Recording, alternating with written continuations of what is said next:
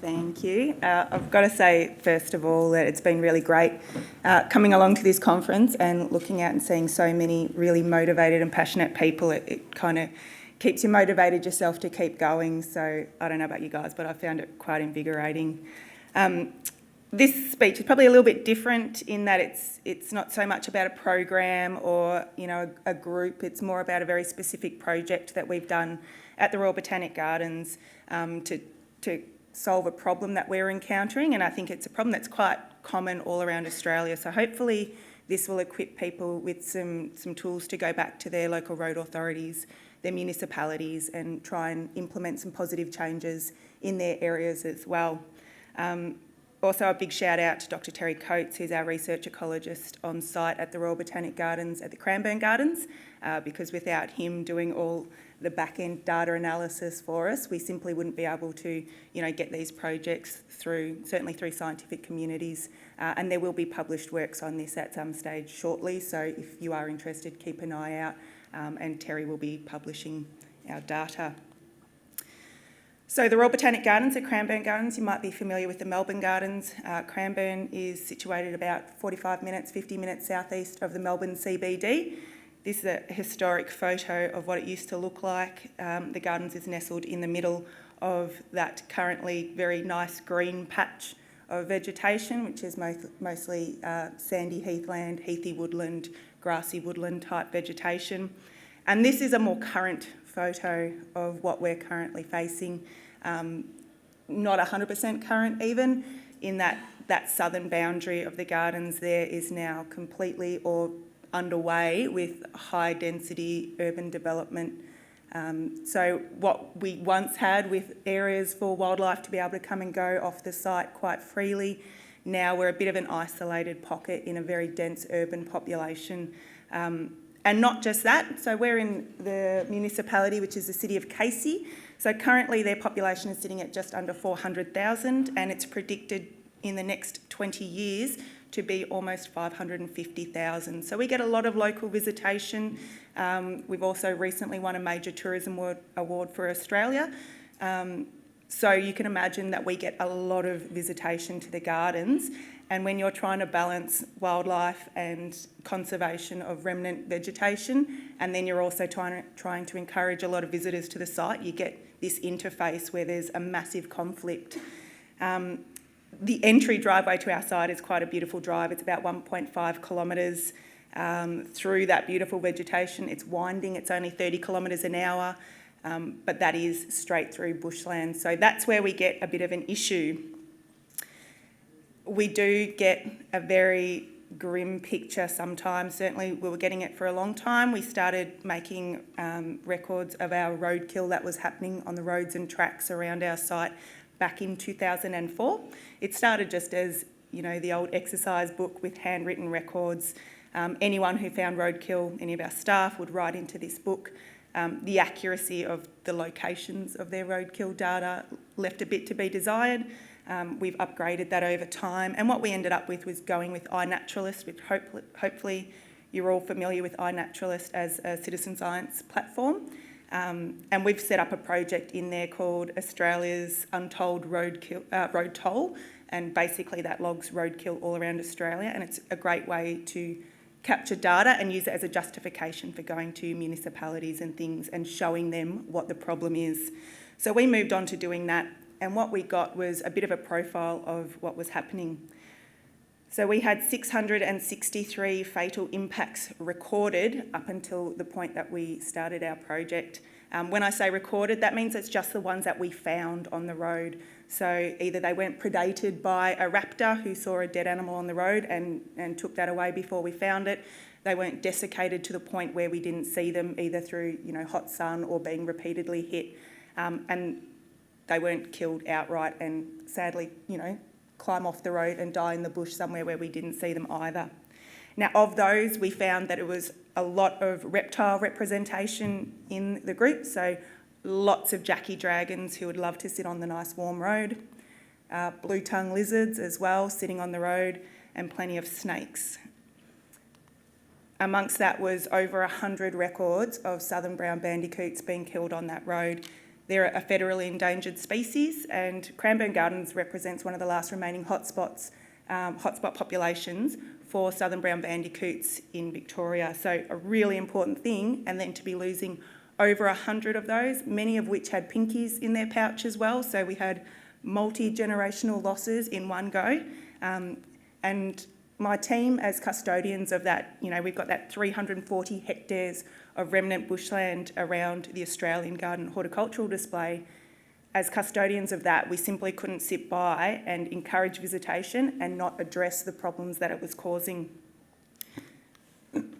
So we know from our records who it was that was dying on our roads. You can see a lovely pie graph there that just shows the Jackie Dragons, the blue tongues and the bandicoots making up well over 50% of those who were getting killed on our roads, plus a whole myriad of other species that either had one or two records in there as well. So that told us a lot about who was dying. It gives us a bit of a profile, and therefore we know what we have to do to develop a solution that's best going to tailor to their needs. So we knew that they were primarily diurnal species. That's because the gardens is only open between 9 and 5 p.m. So we weren't getting a lot of the species like the brush-tailed possums and other, nocturnal species that often get killed on the roads around Australia, because we're simply not open to the public, so our roads were closed and fairly safe at that time.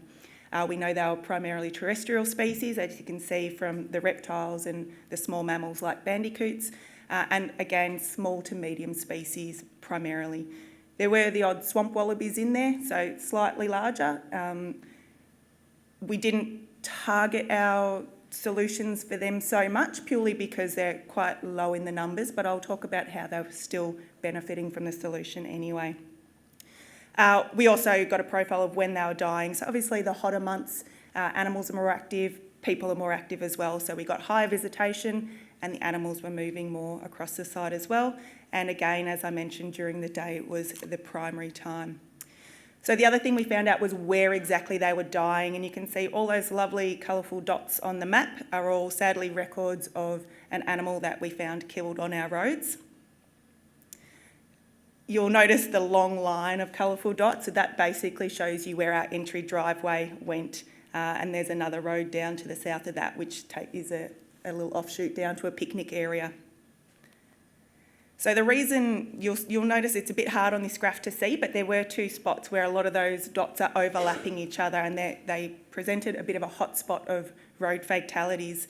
And the reason for that is we have various water bodies on either side of that road. So the road is absolutely transecting across a landscape, and that's what it is primarily. It is, a natural landscape, and we built a road across it. And so we have wetlands and things like that on either side.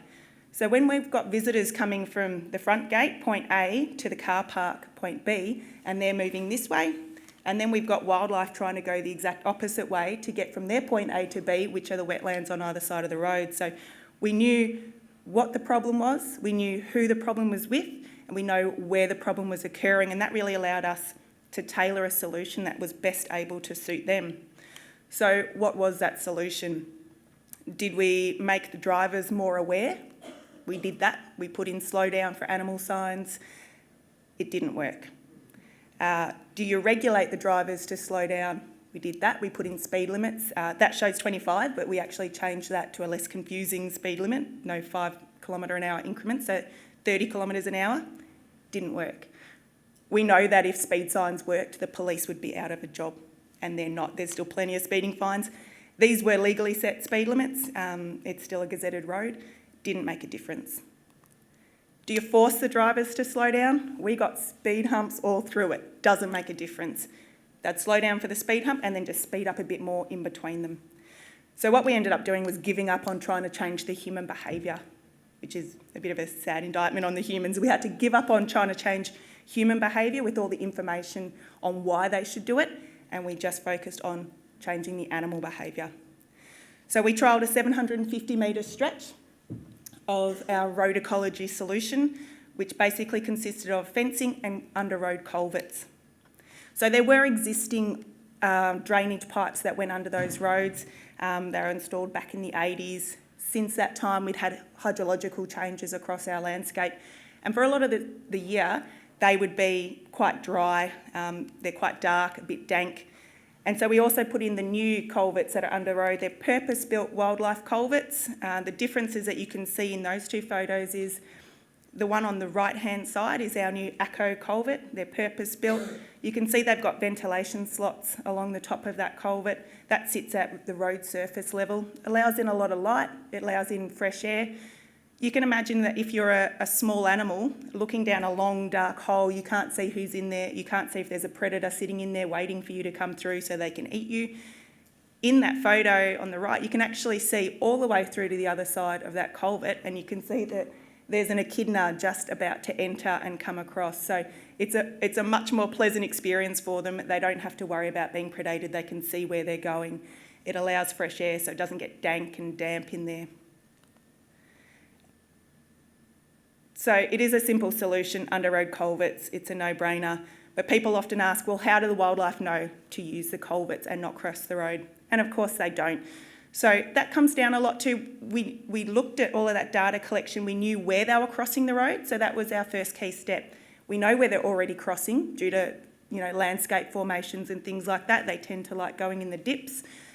So that's where we put in our culverts. So step one, we were putting it where we knew they were going anyway. And the second part to that was one-way fencing. We did physically keep them off the road on either side of those culverts. You'll notice that in one of those pictures we showed, the fencing was dug down into the ground, and that's to prevent animals from burrowing underneath and breaching the fences. They've got a flap that comes over the back, which is to prevent animals like snakes from just going up the back and straight over. So they'd hit that flap and have to come back towards the bushland.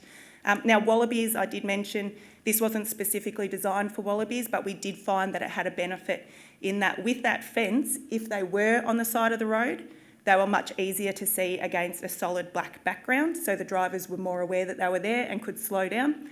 And if they were the other side of the fence, grazing on the side of the road, then in their decision-making process, that split second where they go, do I go out across the road or do I go out back into the bush? And as we know with macropods, more than 50% of the time they're going to come out across the road in front of you.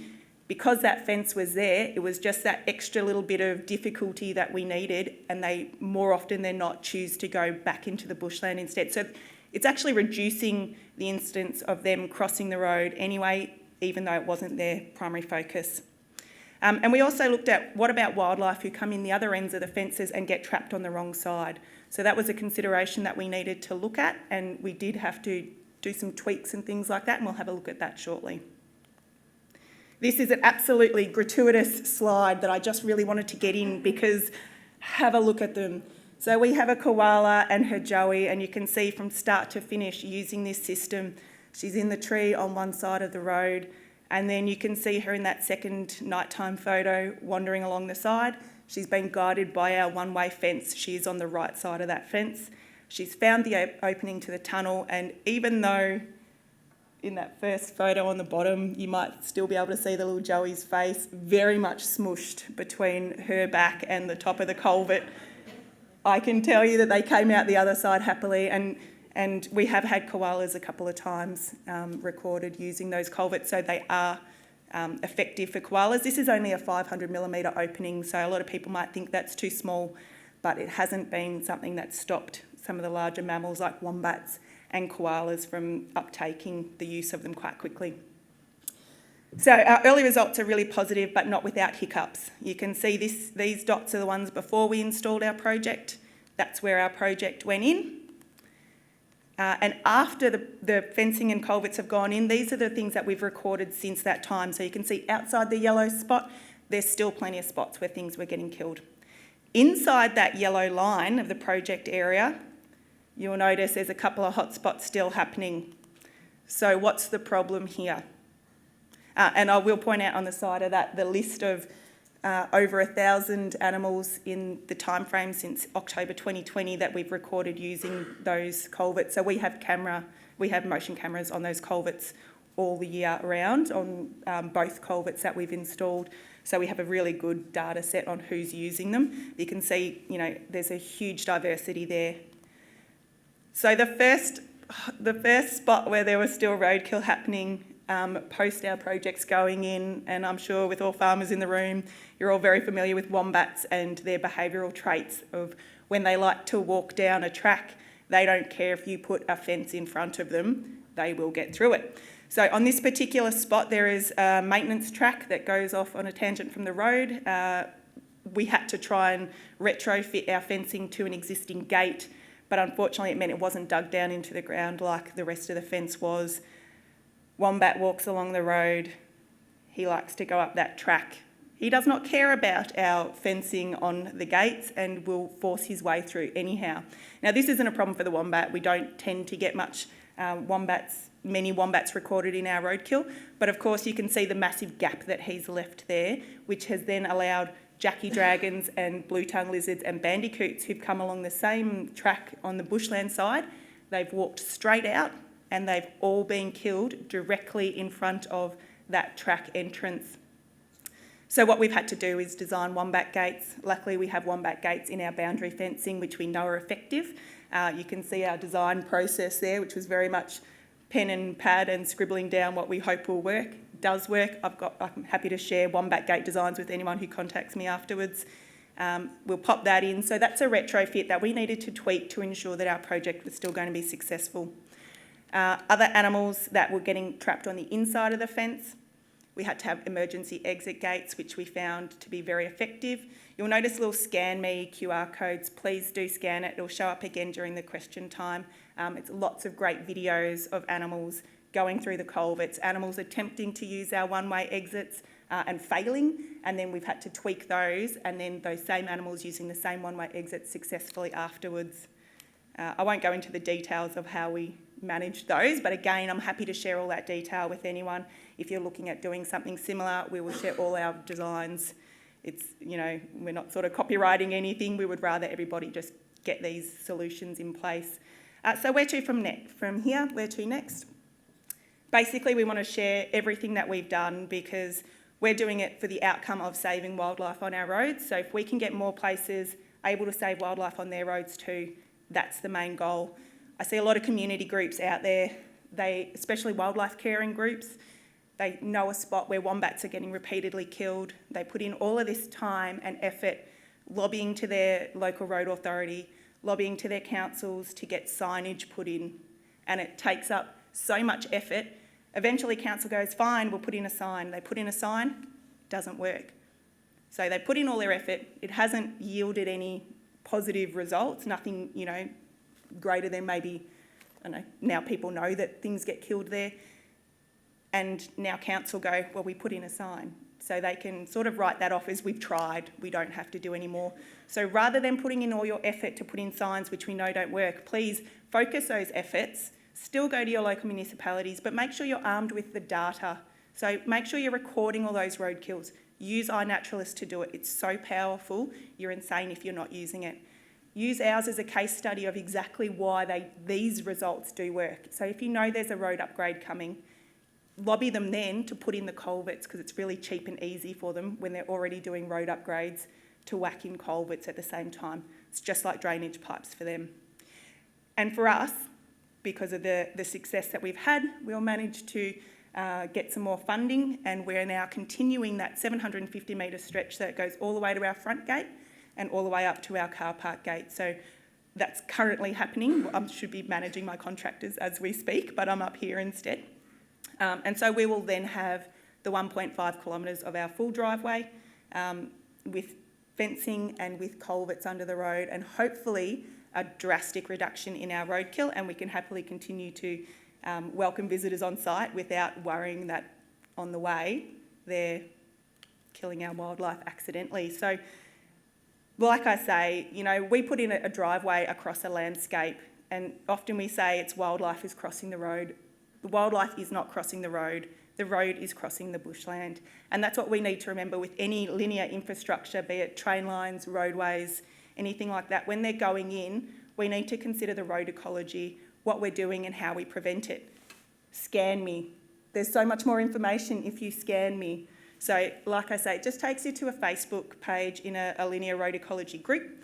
Lots of videos on there, really super cute videos.